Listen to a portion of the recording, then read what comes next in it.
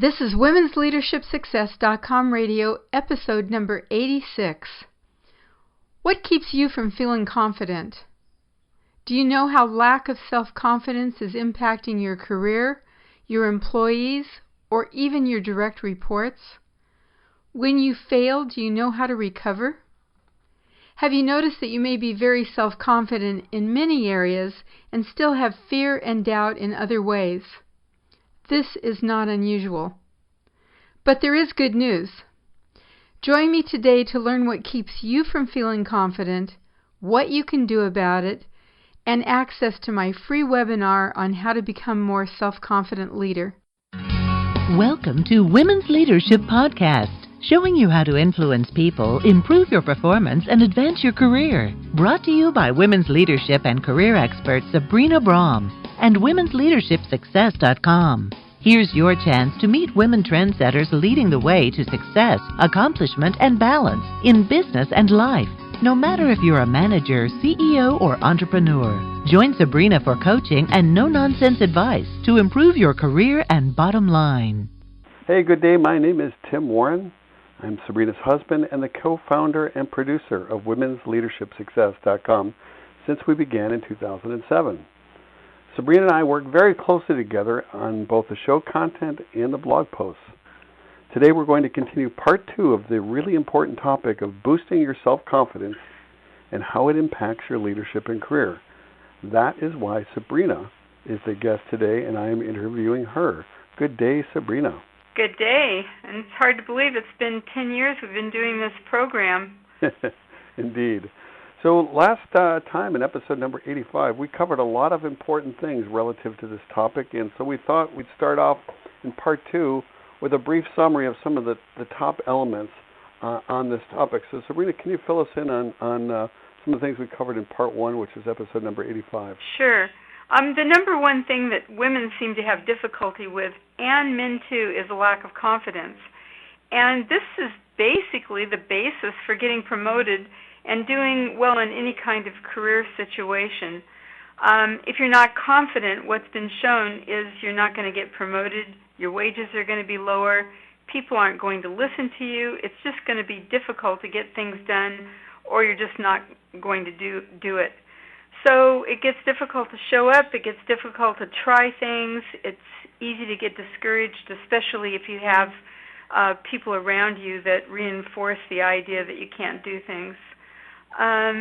So that's the main thing, except for I did talk about a definition of confidence, which is basically it's a belief that you have the ability to succeed, and if you aren't successful, that you can learn something or do something differently, and you will succeed. So confidence really helps you to be fully engaged and present in a task, and it helps you to take action.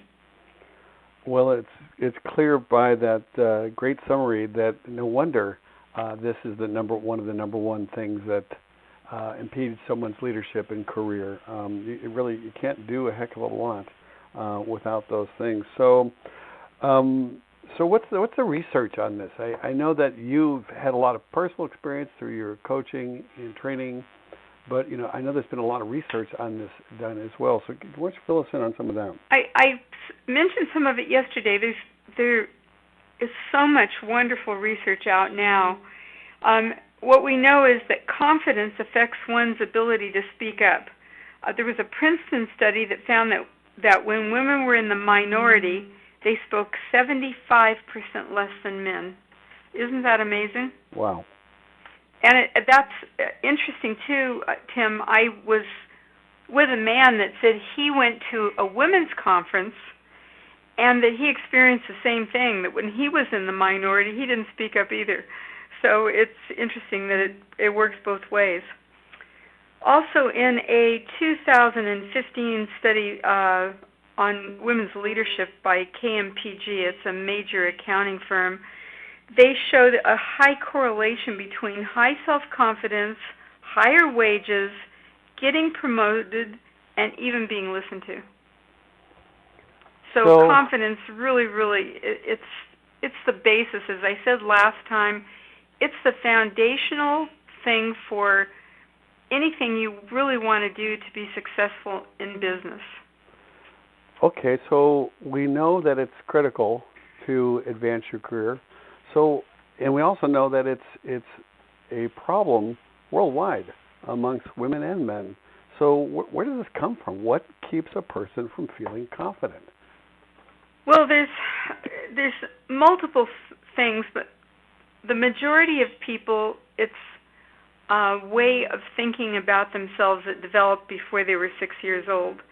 And what happens a lot of times is one's parents, one's siblings, friends, teachers will make negative comments or be critical of the child, and the child will start internalizing or doing it him or herself just so they don't have to get it from the outside.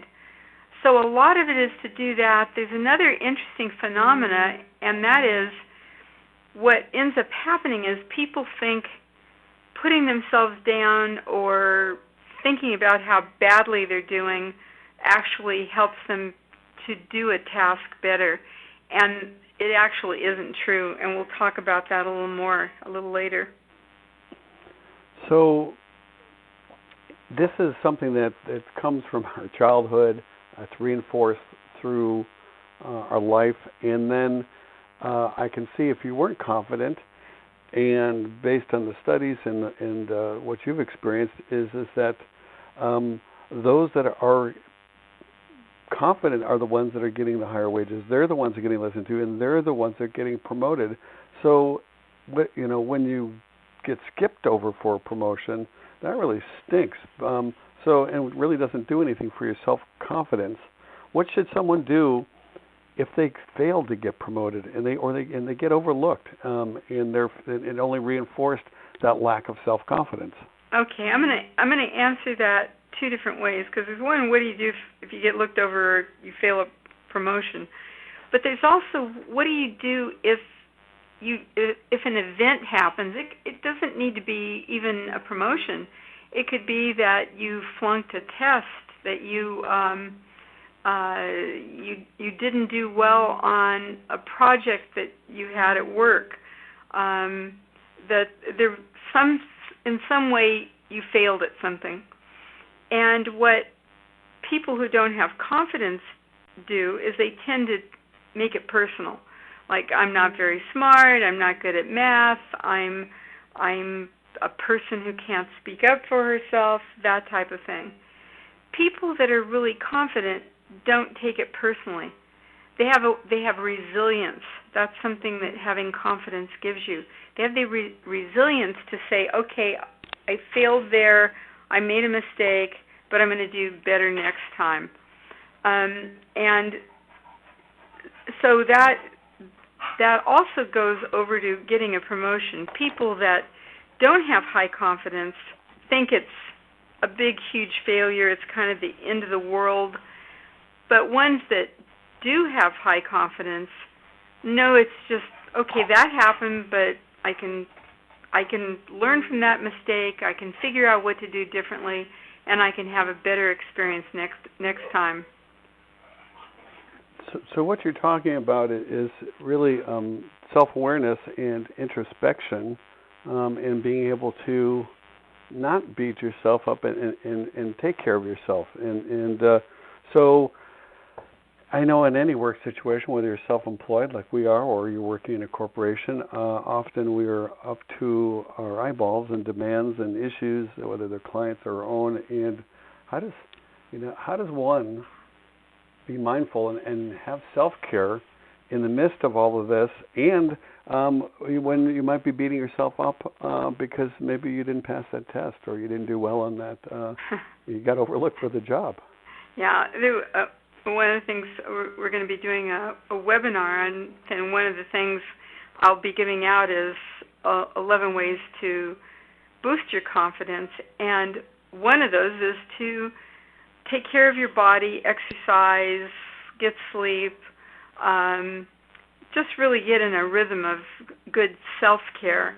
And you're right, when you don't feel good about yourself or you've failed at something, it really, really gets hard to do. And of all the times that you really need to do it, that's when you need to do it.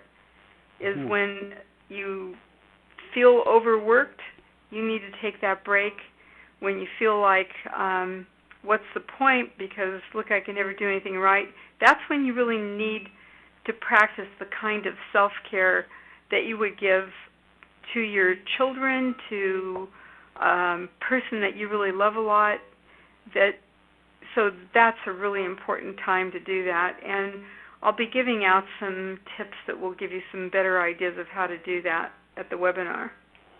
So I know that during the webinar, and you came up with 11 specific tips that you want to give away, but we wanted to make sure that we had give one of those tips today. And the nice thing about any of this is, and self-confidence, it is something that you can learn to do. So of the 11, I know that you've got 5 that you wanted to share today. So what are some of the things those 5 that keep people from being confident that often sabotages their career? Okay, I want to just say a comment about, you said learn to do. And one of the things that we know from positive psychology and all the brain research and the ways that I help people implement these changes, it's not just learning to do it, it's actually rewiring your brain and getting where you really, really think differently, and that confidence becomes second nature to you. But in terms of one of these tips, there's so many good ones, but I'm just going to pick this one, and that is be your own best friend. This seems on the surface like it would be obvious, but it's not. It's not intuitive for people that lack self-confidence. There's an anonymous saying: a true friend accepts who you are, but also helps you become who you should be. So that's pretty incredible, accepting who you are and helping you become who you should be. And accepting who you are with all your imperfections, with all the things that you don't do exactly right, and continually learning for ways to improve or change those things, and to change the way that you think about things so that you can get better at that. That's what's so very, very important. And it'll make life a lot easier for you, and it will help you to begin to develop an inner coach that is totally positive and encouraging. This just happened a few days ago. I had somebody call me. I'm going to call him Jonathan, and this person was veteran of the Afghanistan and the Iraq wars, has been through a lot, had some challenges getting adjusted, finally has landed a good job, and he has to pass a very, very complicated competency test. And we talked about the different ways to study for that exam, which I happen to have a lot of expertise in. But then what came up and what became so clear was that he was being his own critic constantly as he was studying this stuff. I'm not good at this. What if I fail this exam? Then I will never get a good job. Nothing ever works out for me. So what he became was basically his own worst critic and enemy, and he was interfering with his ability to learn. And that's what the inner critic does. We think it's going to help us, but it actually is interfering. And I got a text from Jonathan today, and he was saying, I'm really practicing being my good inner coach and saying good things to me, and what I'm noticing is it's making it a lot easier for me to study and for me to answer the test questions. So did you have on this concept of being your best friend? It is great advice, and God knows we all have our own inner critic. We all have our strengths and our areas that we don't think we're so good at. Is there a specific tip you have on how to be your best friend? Yeah, one of them is to take. You can even write that on the palm of your hand, which is something that I used to do. Be my own best friend, and if you find yourself being critical, ask yourself if you were your positive coach or a really good friend, what would be the encouraging thing that you would say to yourself about that? And the more you practice saying that, the more your brain will begin rewiring and changing the way you think things. So I can remember personally when I first started doing this, what I noticed was I was critical about everything. I remember dropping a bar of soap in the shower, and my inner critic was beating me up. I forgot to make a left turn one time, and again it was happening. And to say to myself, hey, it's no big deal that you dropped the bar of soap. Hey, you're only going to have to go down another block, and you can turn around. It's okay that you missed that turn. Or you can learn from this experience, or look at all the good things you did here. And that's some of the things we're going to go over more in the free webinar. But those are really good things to start with. Most excellent. So I know that you and I talked about this topic a lot, and just based on the research and how foundational it was to being a better leader, to advancing your career, and how it impacted one's life on a very deep level. That's why we decided, this is a big, important topic. That's why we did. This is a 2-part webinar, and you decided that you wanted to share some of these tips in this webinar. So, and we're calling it Boost Your Self-Confidence. It will be a free webinar, and why don't you share briefly some of the things that people could look forward to on this webinar? So we're going to cover 5 things that keep people from being confident and sabotage their career. And we're going to have some case studies and talk about ways that you can actually begin to change this. We're going to address the top questions that people have that are at the seminar about self-confidence and address those in this webinar. And I also want to mention that you can sign up for the free webinar at womensleadershipsuccess.com/free webinar. And there's also a link for that at womensleadershipsuccess.com. So if for some reason you don't have a way to write it down, you just go to womensleadershipsuccess.com and you'll see a page to sign up. I think we're going to put it as a little window on the sidebar of the website. Sabrina, thank you so much. I'm excited about this podcast and the webinar, and helping more people with this important element to help their life and their career. Well, you're welcome, and thank you for all the help you give to the radio show, Tim. I really appreciate it. You're very welcome. Take care, Sabrina. Bye-bye. Bye-bye. To sign up for the free Boost Your Self-Confidence webinar with me to increase your confidence and advance your career, go to womensleadershipsuccess.com/free webinar. Also, be sure to go to my website to get access to the show notes and the transcriptions of this podcast. And while you are there, please subscribe to my show in iTunes and Stitcher on the right-hand sidebar. And thanks again for listening today and sharing this show with your friends and associates so we can all be better leaders in business, career, and life. Bye for now. Thank you for joining your host, Sabrina Braham, on another Women's Leadership Podcast.